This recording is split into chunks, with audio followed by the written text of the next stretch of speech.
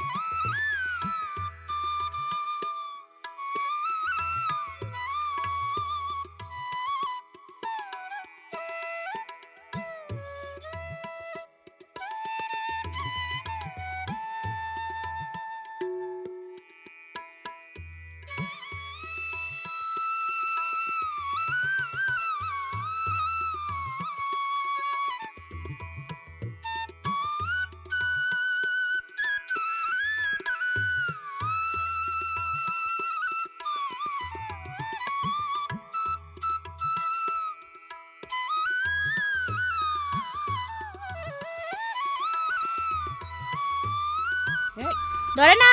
বন্ধুরা পুরো পার্কটা তোমাদের ঘুরিয়ে দেখালাম, কেমন লাগলো অবশ্যই কমেন্ট করে বলবে। আর আমার আকাঙ্ক্ষার এক ফোটাও ভালো লাগেনি, কারণ কিছু ঘোরার ছিল না, যেমন বাচ্চাদের হয় না সেগুলো। তো সেগুলো ছিল, কিন্তু আলাদা করে আবার ওগুলোর জন্য টাকা দিতে হবে, সুইমিংয়ের জন্য 100 টাকা করে, তারপরে ঝুলার জন্য আবার এক্সট্রাভাবে টাকা দিতে হবে। তো তাও দিতাম, কিন্তু দিনের 2:30 মতো বেজে গেছে, খুব খিদে পেয়ে গেছে সবারই। আমরা তো তাও ফুচকা টুচকা খেয়েছি, কালকের ব্লগে দেখেছই, কিন্তু আকাঙ্ক্ষা কিছুই খায়নি। সেই সকালবেলা বিস্কুট খেয়ে এসছে আর দুধ খেয়ে এসেছিলো। তো ওকে খাওয়াতে হবে ভাত, বেশি বেলা করলে আবার হজম হবে না, সেই জন্য আগে খাওয়াতে নিয়ে যাবো। আর যদি ওগুলো পায় একবার আর ওগুলো থেকে নামতেই চাইবে না, তো সেই জন্য আর ওগুলোর দিকে দেখাইনি, বললাম নেই। তো ও আবার পাপাকে গিয়ে বলছে, পাপা ওইদিকে তো আছে, আমি দেখলাম। তো আমরা কিছু একটু মানে ভুলে ভালিয়ে নিয়ে চলে আসলাম ওই পার্ক থেকে বেরিয়ে, তারপরে চলে আসলাম হোটেলে ভাত খাওয়ার জন্য। তো ওইখানে সামনে আশেপাশে হোটেলগুলো খুব একটা মানে ভালো আমি সুবিধা দেখিনি, আমি মানে যাইনি তো কখনো, সেই জন্য জানিও না কেমন ধরনের খাবার পাওয়া যায় কি পায় না। এখন দুপুরের খাবার যেখানে সেখানে যাওয়াও যায় না।